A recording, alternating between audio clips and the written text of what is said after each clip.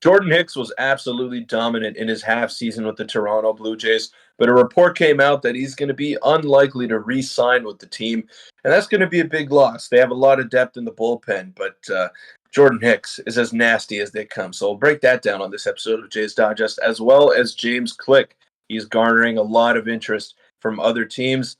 And with the Ross Atkins stuff that's coming out, that's a little bit scary if you're a Jays fan. So stay tuned for what's coming up next.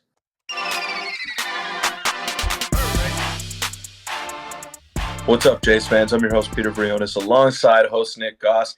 And we're going to talk about a couple of big-time topics today. So hopefully you enjoyed the last video and the ones before that. The support has been unbelievable. But Nick, Jordan Hicks, unlikely to re-sign. James Click, with all the drama that's going on in the front office, might be on his way out as well. And he was looking like a potential replacement for Ross Atkins, and that may not be the case anymore because one notable team is pursuing him, and they want him in a big-time role, and I don't know if the Jays can give him that same amount of money and that same amount of term as well. Yeah, it's some wild stuff that's going down, a couple of crazy reports. Before we get into that, you guys know the drill. If you guys enjoy the videos, make sure to hit the subscribe button. About 72% of you guys are not subscribed. We're on the road to 9,000, or after this, we're going to be on the road to 10,000, which is surreal. So thank you guys so much. Go check if you're not subscribed and hit that subscribe button for us. Now, Peter, let's get into the first topic, which is the Jordan Hicks stuff. Now, there's no, visual text here because it was a report by Ben Nicholson-Smith, kind of one of the under-the-radar ones on one of a radio show that he appeared on a few days ago. And Peter, essentially he was asked about Jordan Hicks, among many other free agents. He kind of listed down, the Matt Chapmans, the Hyun-Jin Ryus, the mild interest that's there for those guys.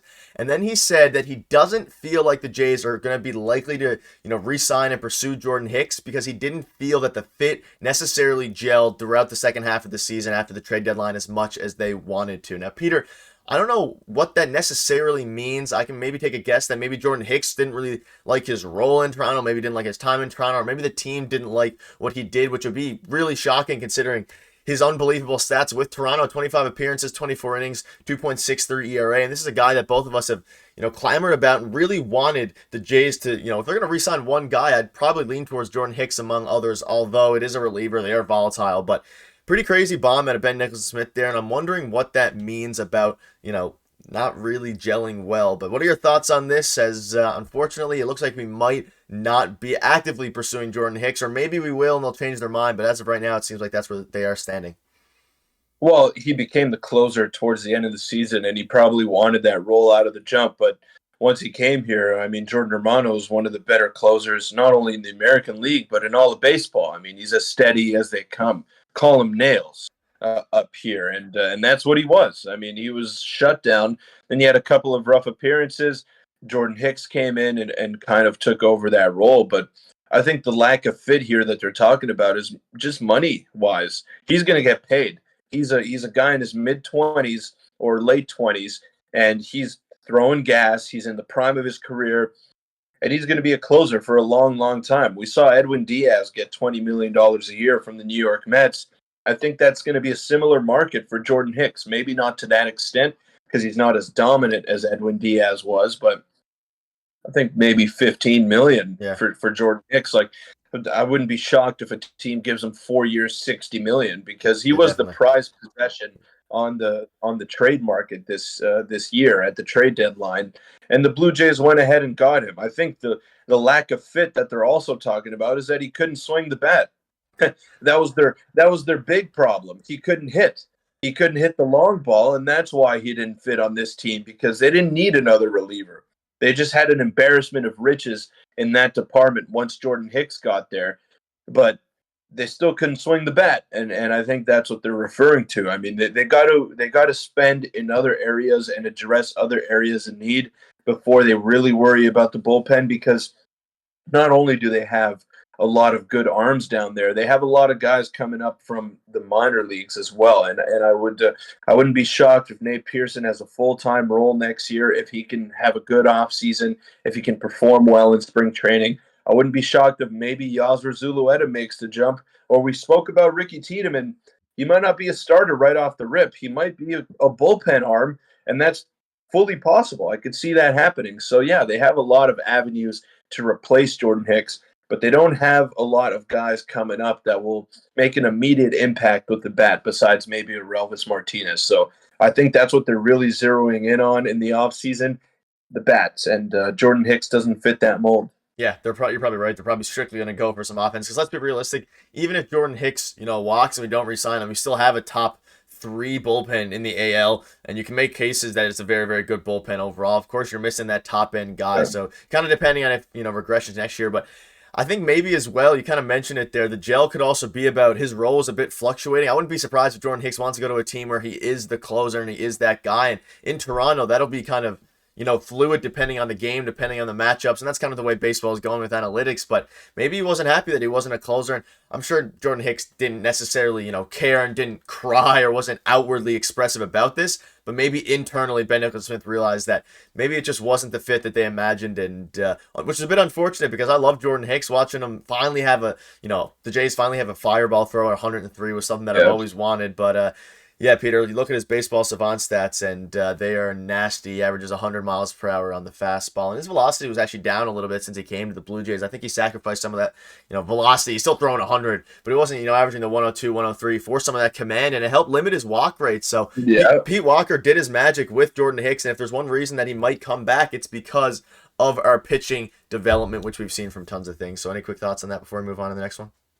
Yeah, it was fun to see. I mean, having a guy come out of the bullpen that's tossing 102 like it's nothing. It's something that we've never seen before out of a guy in a Blue Jay uniform, and it always feels like it's those guys that are pitching against the Toronto Blue Jays, and then we finally get a guy like that. It might be short lived. He might be gone once the off season rolls around, but hey, I mean, it was fun while it lasted. It ultimately made no difference, but it was a fun couple of months of watching him pitch. And yeah, maybe his velocity was a little bit down, but he was still pumping gas, and he was still throwing 102 at times, and it's fun to watch. He was more dominant than he was with the Cardinals because of his command Yeah. and his sinker has so much movement that it doesn't really matter. So hopefully we bring him back. I'd be on board, but we need to address the offense first because that's the biggest issue. Now, moving on to the next topic, Peter, we can discuss this quickly. You saw in our video earlier today, we talked about the Ross Atkins hate, all the crazy hate that he's getting. And among this, a report came out from Bob Nightingale stating that the James Click has emerged, or our president James Click has emerged as a candidate for the Mets GM. Now, Peter, this is a little bit, scary. James Click is a guy that I know a lot of fans out there kind of want to take over Ross Atkins' job if Ross Atkins gets let go. He's coming from the Astros, a franchise that, although they cheated, has been very, very good the past however many years. One of the best teams that I've seen in my lifetime. Peter, what are your thoughts on this? Matt Clinic, the former GM of the Phillies, has emerged as a candidate for Mets GM along with Houston Astros GM James Click, who's currently, or former GM at Houston Astros GM, currently working for the Blue Jays. So James Click's a guy with experience. He's a guy that could fit right into the role if Ross Atkins lets go. The Mets might be pursuing him, which makes all sense in the world for the Mets. But are you a little bit scared about this, or do you think that Ross Atkins' job is safe? I wouldn't say I'm scared about it because James Click has always been with teams that have had success. And I mean, call the Blue Jays season what it was. They still made the playoffs and they still had a pretty good regular season record. So that's something that you could build from. The Mets are in full teardown mode. They are rebuilding. They have a lot of contracts that they have to unload. And if James Click or if any GM goes to the New York Mets, their first responsibility is going to be to get rid of everybody. And I don't know if James Click wants to do that. He's a guy that has built great teams. He's a guy that has added to great teams that he already inherited. And I don't know if this is a challenge that he would be willing to take on. Obviously, we know that the Mets are working with a different kind of bankroll.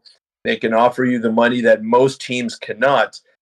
But will he have that unlimited budget? Will he be able to go out and spend, or is his first priority going to be to trade Pete Alonso and then trade Edwin Diaz? I don't know if James Click wants to take that on. So it's going to be interesting to follow that story as the offseason rolls along. But I don't know. I wouldn't say I'm scared of the New York Mets swooping in and taking him. But I do think Ross Atkins' time in Toronto is coming to an end here, whether it be in favor of James Click or another candidate. I just can't see Ross Atkins surviving this fiasco that has gone on the past couple of days. Yeah, and in a time where there's crazy storylines left and right, we have Shapiro speaking Thursday. We now have another team trying to, or attempting to swoop in and take James Click, who definitely would be the next guy up, one would assume. And yeah, the Mets have the Steve Cohen effect, so they have infinite money. They're owned by a billionaire who's not afraid to spend and wants to win, so maybe that's appealing to, it definitely is appealing to James Click, I'm sure. But at the end of the day, the Jays are more built to win now. And he just came last year, so let's keep that in mind as well. It would be a bit strange for him to jump out, although it's not super strange these days. But that'll wrap up the video. Peter, lots of videos coming. Obviously, we have the Shapiro news Thursday. That'll be the big news. But up until then, there's still lots of stuff to talk about. So if you want to check out our video from earlier today, click the screen right now. Your support's been unbelievable. We're on the road to 9,000 or 10,000 if you hit by 9,000 by the time this video goes out. So your support is great. See you guys tomorrow. Thanks.